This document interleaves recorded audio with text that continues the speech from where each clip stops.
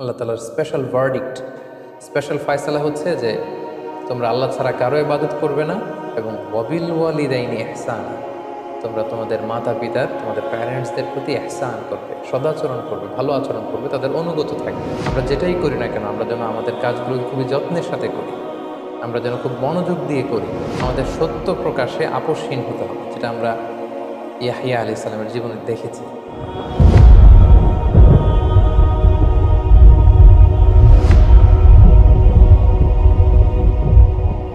আসসালামু আলাইকুম রহমতুল্লাহি ওবরাকাতুহু। প্রিয় দিনী ভাই এবং বোনেরা, প্রফিট সিরিজের 23তম পর্বে আপনাদের সবাইকে স্বাগত। আজকের পর্বে আমরা আল্লাহ নবী সাইয়েদনা ইয়াহিয়া আলাইহিস সালামের জীবনী শুনব। সাইয়েদনা ইয়াহিয়া আলাইহিস সালাম তিনি ছিলেন বনী ইসরাইলের নবী।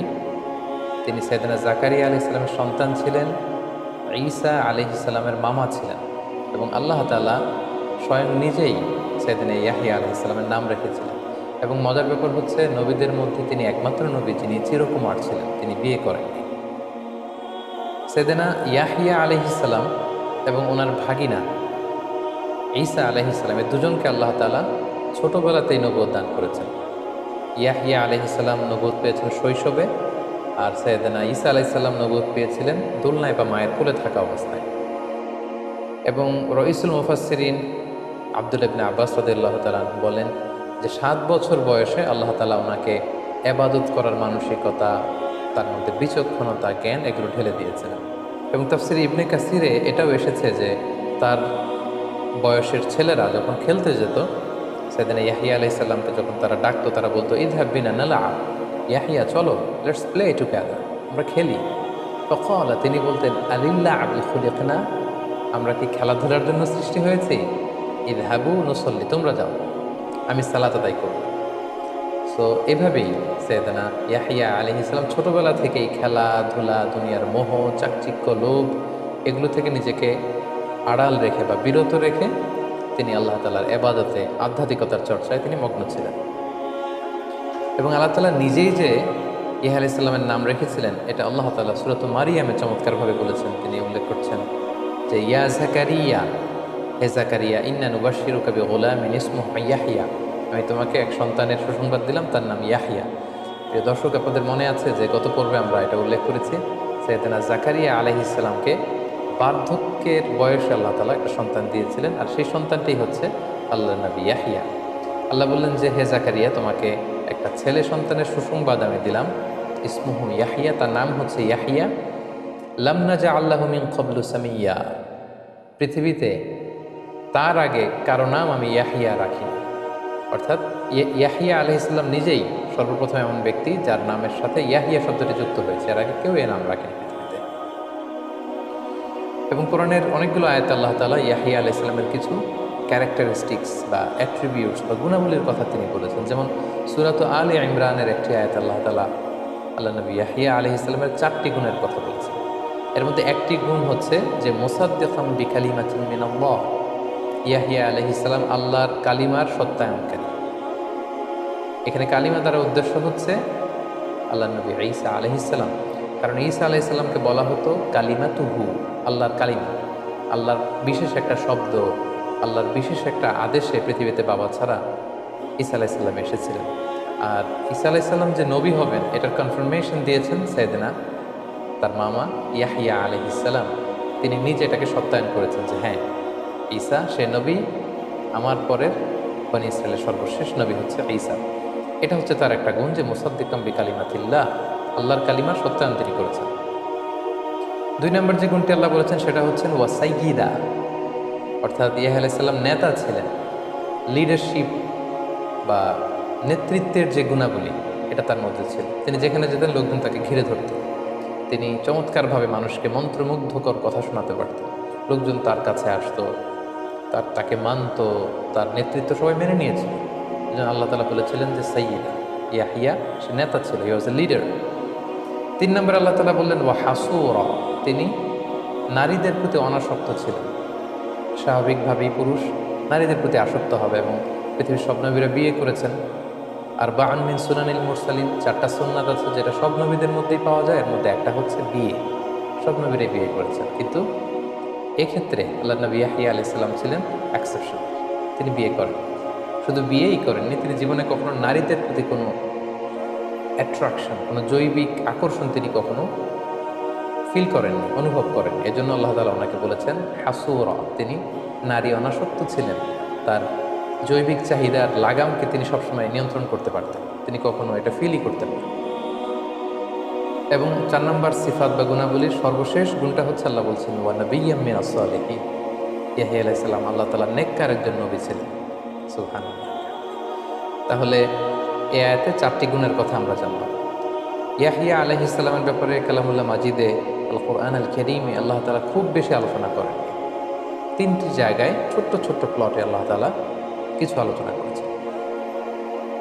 এবার আমরা যদি সূরা মারিয়ামের দিকে তাকাই, তাহলে আমরা সেখানে দেখব যে আল্লাহ তাআলা ইয়াহইয়া আলাইহিস সালামের প্রতি ওনার স্পেশাল কিছু মার্সি অ্যান্ড ব্লেসিংস তিনি উল্লেখ করেছেন, সেগুলোর বর্ণনা পাওয়া যায়। যেমন আল্লাহ তাআলা বলছেন ইয়া ইয়াহইয়া খুযিল কিতাবা বিকুওয়া, হে ইয়াহইয়া তুমি কিতাবকে দৃঢ়তার সাথে, আজম বিল জাজমের সাথে আঁকড়ে ধরো। কিতাব দ্বারা মুফাসসিরিন ইকরাম একমত হয়েছেন যে তাওরাত কিতাব উদ্দেশ্য, যেহেতু ইহুদিদের কাছে একটা মেজর কিতাব হচ্ছে যেটা মূসা আলাইহিস সালামের উপর নাযিল হয়েছিল, তাওরাত। এই তাওরাত কিতাবের ব্যাপারে আল্লাহ তাআলা বলছেন হে ইয়াহইয়া তুমি তাওরাতকে আঁকড়ে ধরো, মানে তাওরাত শেখো, তাওরাত বুঝো, তাওরাতের শিক্ষা মানুষের মধ্যে ছড়িয়ে দাও। এবং সেদিনে ইয়াহইয়া আলাইহিস সালাম ছোটবেলায় তাওরাতকে মুখস্থ করেছেন। তারপর আল্লাহ বলেছেন ওয়া আতাইনাহুল হুকমা সাবিয়্যা, শৈশবকালে বাল্যকালে আমি ইয়াহইয়াকে বিচক্ষণতা দিয়েছি। এখানে হুকুম বলতে কেউ বলেছেন বিচক্ষণতা, কেউ বলেছেন ফায়সালা দেওয়ার যোগ্যতা। কোনো কোনো মুফাসসিরিন ইকরাম এই হুকুম বলতে নবুয়াতকে বুঝিয়েছে, অর্থাৎ আল্লাহ তাআলা বলছেন আমি ছোটবেলায় ইয়াহইয়াকে নবী বানিয়ে দিয়েছি। এরপর আল্লাহ তাআলা বলছেন ওয়া হানানাম মিন লাদুন্না, আমি আল্লাহ তাআলা আমার পক্ষ থেকে তার জন্য হৃদয়ের কোমলতা দিয়েছি। ইয়াহইয়া আলাইহিস সালামের হৃদয়টা ছিল বড্ড কোমল। নবীদের মধ্যে সবচেয়ে সফট হার্টেড নবীদের মধ্যে থেকে ইয়াহইয়া আলাইহিস সালাম অন্যতম। তিনি মানুষের কষ্ট সহ্য করতে পারতেন না, মানুষের দুঃখ দুর্দশা তিনি সইতে পারতেন না। কীভাবে মানুষের কষ্ট দূর করা যায় এটার জন্য তিনি পাগল পাড়া থাকতেন। সম্মানিত শুধু ক্রিশ্চিয়ান কমিউনিটিতে বা তাদের ডক্ট্রিন অনুযায়ী ইয়াহইয়া আলাইহিস সালামকে তারা বলে জন। আমরা জানি যে জন নামটা খ্রিস্টানদের মধ্যে খুব পপুলার একটা নাম, কারণ এটা হচ্ছে জন দিয়ে তারা ইয়াহইয়া আলাইহিস সালামকে বোঝায়। তো তারা আল্লাহ নবী ইয়াহইয়াকে জন দ্য ব্যাপটিস্ট বলে, জন দ্য ব্যাপটিস্ট। এবং আমরা যত ক্রিশ্চিয়ান ব্যাপটিস্ট মিশনারির নাম শুনে থাকি, তাদের ভাষ্য মতে according to the doctrine of Christianity, তারা ইয়াহইয়া আলাইহিস সালাম তার বাণী প্রচার করে এবং তার দ্বারা উদ্বুদ্ধ হয়ে তার যে মমতা ভালোবাসা মানুষের মধ্যে ছড়িয়ে দেওয়ার এই যে আদর্শ, এটাকে তারা প্রচার করতে চায়। এবং এটাই আল্লাহ তাআলা বলেছেন যে ওয়া হানানাম মিন লাদুন্না, আমি জনকে অর্থাৎ আমি ইয়াহইয়াকে আমার পক্ষ থেকে বিশেষভাবে হৃদয়ের কোমলতা দান করেছি। এরপর আল্লাহ বলেছেন ওয়া যাকাতান, আমি তাকে পবিত্রতা দিয়েছি। আমরা একটু আগেই শুনলাম যে নারীদের প্রতি যে আসক্তি পুরুষদের, এটা থেকে তিনি মুক্ত ছিলেন। এরপর আল্লাহ বলেন ওয়া কানা তাকিয়া, তিনি ছিলেন আল্লাহ ভীরু, খোদা ভীরু। ওয়া বাররাম বিওয়ালিদাইহি, তিনি মাতা পিতার প্রতি অনুগত ছিলেন। তার পিতা জাকারিয়ার প্রতি অনুগত ছিলেন, তার মাতার প্রতি অনুগত ছিলেন, মা বাবার খেদমত তিনি করেছেন, তাদের অনুগত ছিলেন। ওয়ালাম ইয়াকুন জাব্বারান আসিয়া, তিনি অধ্যত ছিলেন না, অবাধ্য ছিলেন না। সুবহানাল্লাহ। তাহলে সূরাত মারিয়ামে কিন্তু আমরা যদিও খুব অল্প পরিসরে আল্লাহ তাআলা ইয়াহইয়া আলাইহিস সালাম সম্পর্কে আমাদের জানিয়েছেন, আমরা চমৎকার কিছু অ্যাট্রিবিউটস, কিছু গুণাবলী বা তার প্রতি আল্লাহ তাআলার বিশেষ কিছু ব্লেসিংসের কথা আমরা এখানে জানতে পারলাম। সম্মানিত শুধু ইয়াহইয়া আলাইহিস সালামের দাওয়াতের ব্যাপারে কোরআন আল কারিমে কিছু বলা হয়নি, কিন্তু আমরা এটা জানি যে তিনি বনী ইসরাইলের নবী ছিলেন, ফলে বনী ইসরাইলের লোকদের মাঝে তিনি দাওয়াতি কাজ করেছেন। এবং একটি আয়াত থেকে আমরা এটি বুঝি যে আল্লাহ তাআলা তাকে বলেছেন ইয়া ইয়াহইয়া খুযিল কিতাবা বিকুওয়া, হে ইয়াহইয়া তুমি কিতাবকে মজবুতভাবে আঁকড়ে ধরো। এবং এই কিতাব দ্বারা উদ্দেশ্য হচ্ছে তাওরাত। তো আমরা এটা বলতে পারি যে তিনি তাওরাতের বাণী প্রচার করেছেন। আর তাওরাতে নিঃসন্দেহে তাওহীদ, রিসালাত এবং আখিরাতের কথা ছিল, এগুলো তিনি প্রচার করেছেন। সম্মানিত শুধু এ পর্যায়ে আমরা ইয়াহইয়া আলাইহিস সালামের মৃত্যুবরণ সম্পর্কে জানব। সাইয়েদনা ইয়াহইয়া আলাইহিস সালাম তিনি স্বাভাবিক মৃত্যুবরণ করেননি, ওনাকে শিরুচ্ছেদ করা হয়েছিল। এবং আমরা জানি যে বনী ইসরায়েলের লোকদের স্বভাব ছিল তারা নবীদের বিরোধিতা করত, তাদের বিরুদ্ধে ষড়যন্ত্র করত এবং তারা অন্যায়ভাবে তাদের নিজেদের নবীদেরকে হত্যা করত। যেটা কালামুল্লাহ মাজিদে অনেকগুলো আয়াত আল্লাহ তাআলা বলেছেন, যেমন সূরা বাকারাতে আল্লাহ বলেছেন, আফা কুল্লামা জাআকুম রাসূলুম বিমা লা তাহওয়া আনফুসুকুম, তাদের কাছে যখনই কোনো নবী এমন নিয়ম নিয়ে আসতো যেটা তাদের ভাল লাগতো না, ইস্তাকবারতুম, তখন তারা কি করত? অহংকার প্রদর্শন করত। ফারিকম কাযযাবাতুম, তারা কেউ কেউ নবীদের বিরোধিতা করত, তাদের মিথ্যা প্রতিপন্ন করত। ও ফারিকম তাকতুলুন, আর তারা কেউ কেউ তাদের নবীদেরকে হত্যা করত, নিজেরা নিজেদের নবীদেরকে হত্যা করত। সূরা বাকারার 91 নম্বর আয়াতে আল্লাহ তাআলা বলছেন, ফালিমা তাকতুলুনা আম্বিয়া আল্লাহি মিন ক্বাবলু ইন কুনতুম মুমিনিন। আল্লাহ বানী ইসরায়েলকে উদ্দেশ্য করে বলছেন যে, হে বানী ইসরায়েল, তোমরা যদি বিশ্বাসী হয়ে থাকো তাহলে কেন তোমরা তোমাদের নবীদেরকে হত্যা করেছো? তাহলে এই দুটি আয়াত থেকে আমরা বুঝলাম যে বানী ইসরায়েলের একটা বদ স্বভাব ছিল, তারা নিজেরা তাদের নিজেদের নবীদেরকে হত্যা করত। সেদিন ইয়াহিয়া আলাইহিস সালামের শিরোচ্ছেদ বা হত্যাকাণ্ডের ঘটনাটি এমন ছিল, ওই সময় একজন অত্যাচারী বাদশা ছিল যাকে হিরুডুস বা হিরুড বলা হয়, হিরুড অ্যান্টিপাস, যার উল্লেখ আমরা সাইয়েদনা জাকারিয়া আলাইহিস সালামের পর্বেও শুনেছি।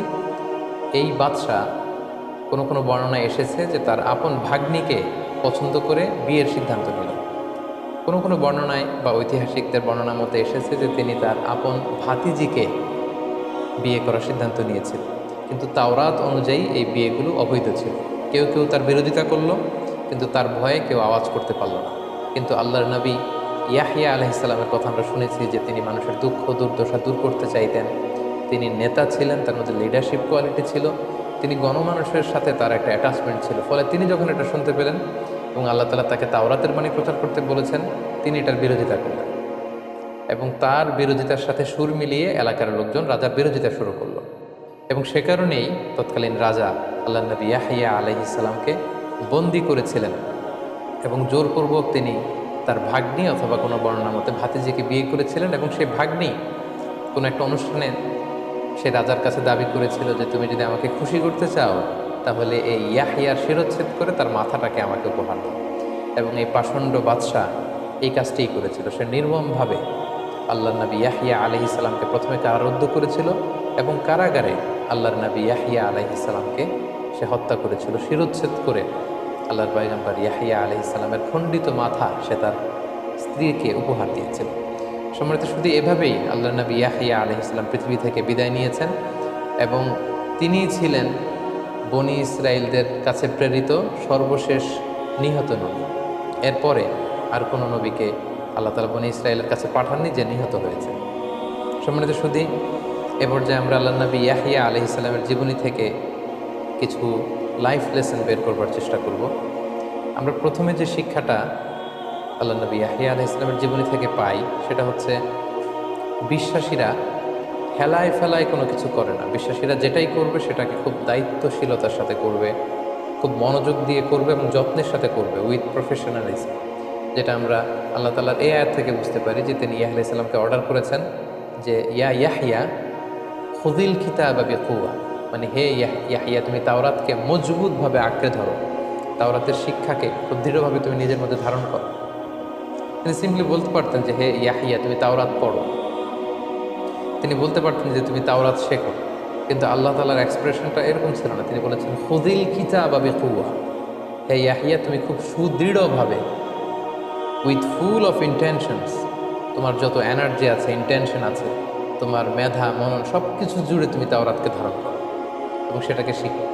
যেটা থেকে আমরা বুঝলাম, আমরা যে যেটা করি, whatever we do, we should excel in our field. আমরা যেটাই করি না কেন, আমরা যেন আমাদের কাজগুলোকে খুবই যত্নের সাথে করি, আমরা যেন খুব মনোযোগ দিয়ে করি, আমরা যেন আমাদের কাজগুলোকে ভালোবেসে করি, তাহলে আমরা আমাদের সে কাজে সাকসেসফুল হতে পারবো। এবং যেটা আমরা সাইয়েদনা ইয়াহিয়া আলাইহিস সালামের জীবনী থেকে কিন্তু আমরা পাই। আল্লাহ তাআলা সেটাই বলেছেন যে, খুব দৃঢ়তার সাথে তুমি তাওরাতকে ধারণ করো। 2 নম্বর যে শিক্ষাটা আমরা পাই সেটা হচ্ছে বিরুল ওয়ালিদাইন, অর্থাৎ মাতা পিতার প্রতি সদাচরণ।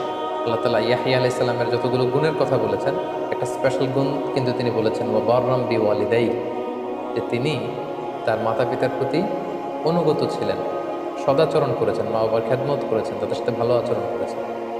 সো এই শিক্ষাটা কিন্তু আমরা পাই যে আমরা যদি আল্লাহর সন্তুষ্টি চাই, আমরা যেন আমাদের মা বাবার সাথে সুসম্পর্ক রাখি।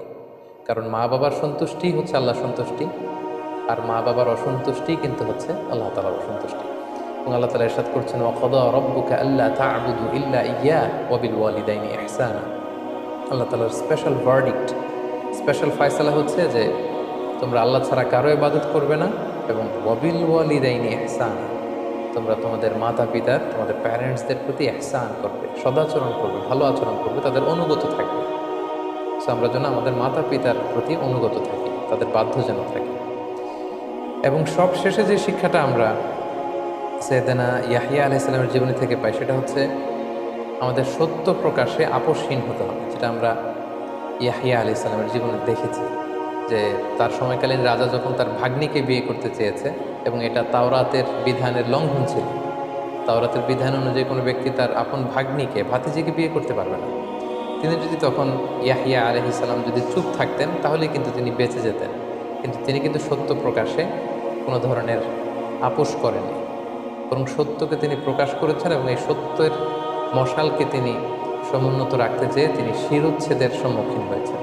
সো আমরা যারা নবীদের অনুসারী আমাদেরও আচরণ এমনটাই হতে হবে, আমরা যেন সত্য প্রকাশে কোনো ধরনের আপোষে না যাই, আমরা যেন সবসময় সত্য প্রকাশে, সত্য গ্রহণ এবং সত্য প্রচারে আপোষহীন ভূমিকা পালন করতে পারি। আল্লাহ তাআলা আমাদের সবাইকে কথাগুলো বোঝার ও আমল করার তৌফিক দান করুন। হাযা মা ইনদি ওয়াল ইলমু ইনদাল্লাহ আলাইহি তাওয়াক্কালতু ওয়া ইলাইহি উনীব। ওয়াসসালামু আলাইকুম ওয়া রাহমাতুল্লাহি